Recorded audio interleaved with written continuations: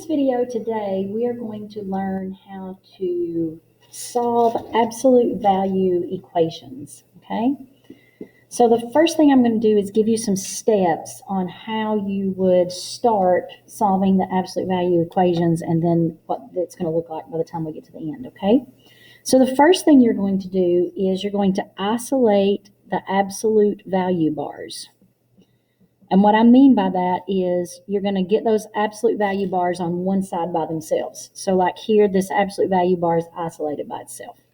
Here, this absolute value bar is isolated on one side by itself.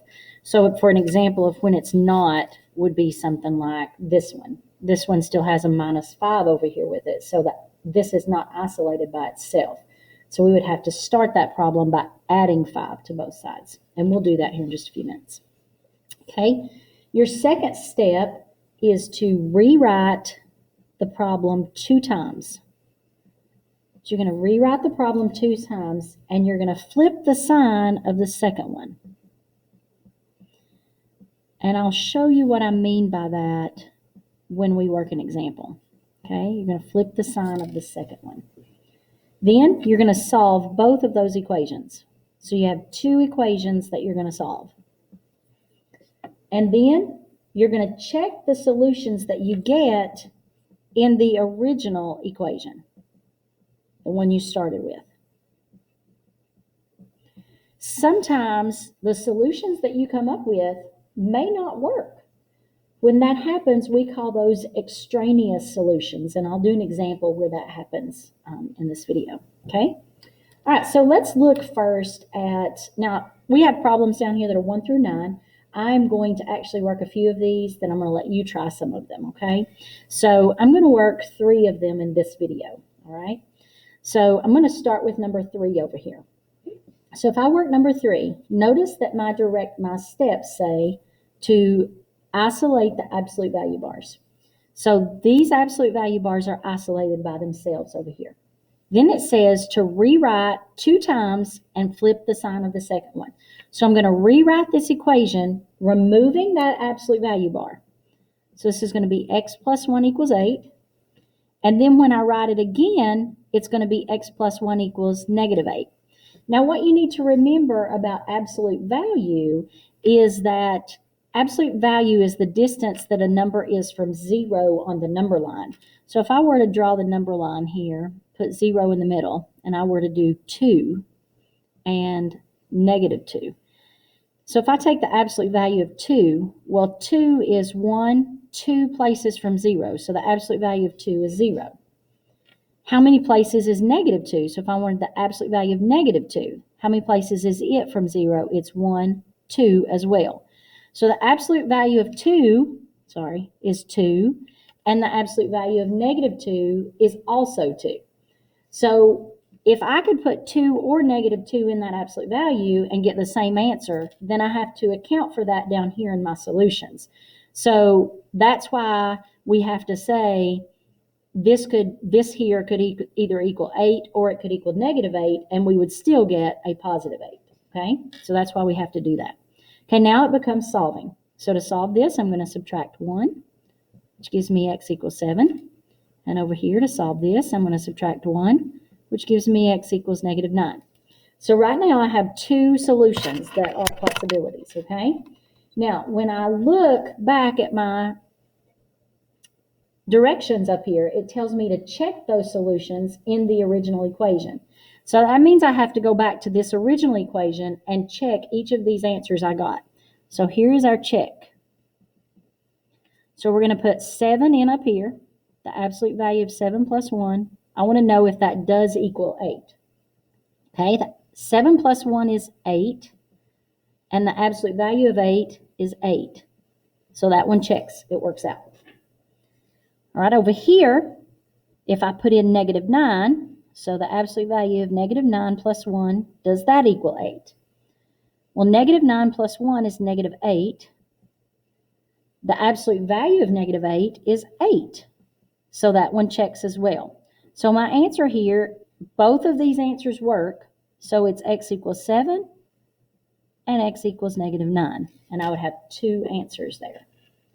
Okay? Now I'm going to go down and I'm going to work number 4. This is the one I mentioned earlier when I was talking about isolating those absolute value bars by themselves. So right now, this is not isolated by itself. So I need to move this -5 here over to the other side. So I'm going to add 5 to both sides. That means the absolute value of 2x minus 3 equals 3 plus 5, which is 8. Okay, now I can go to that step 2, which is to write it 2 times and flip the sign of the second one. Okay, so 2x minus 3 equals 8, and 2x minus 3 equals -8. I can do either one of those. Okay. Now, if we look at this problem, we're going to have to add 3 to both sides. That gives me 2x equals 11. Divide by 2, and I get x equals 11 over 2. That's one of my solutions. Okay, on this side, if I add 3, that's 2x equals -5. Divide both sides by 2, and I get x equals -5/2. Now I need to check both of these and see if they work. So we got to check. Okay, and to check, we go back to this original equation up here. Okay, we go back to the original one. So I want to know if the absolute value of 2 times 11/2 minus 3 and then minus 5, does that equal 3? All right, 2 times 11/2 is 11. 11 minus 3 is 8. The absolute value of 8 is 8. And 8 minus 5 is 3. So that one does work. So 11/2 works as the solution.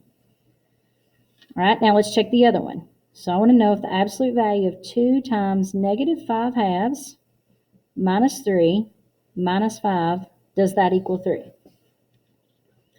Okay, so now we check. 2 times -5/2 is -5. Those 2's cancel out, so that's -5 minus 3. Now, -5 minus 3 is -8. The absolute value of -8 is 8. And then 8 minus 5 is 3. So that also works. So both of these answers here are solutions to our problem. So if you wanted to rewrite that, you would say x equals 11/2 or -5/2. And that would be our answer. That looks more like a Z than a 2. Let me do that. Okay? All right, I'm going to work one more for you. Okay? I'm going to work one more. I'm going to work number 7 down here. Okay? Number 7. Okay, the first thing I have to do is isolate the absolute value bars. So I'm going to subtract 4 from both sides.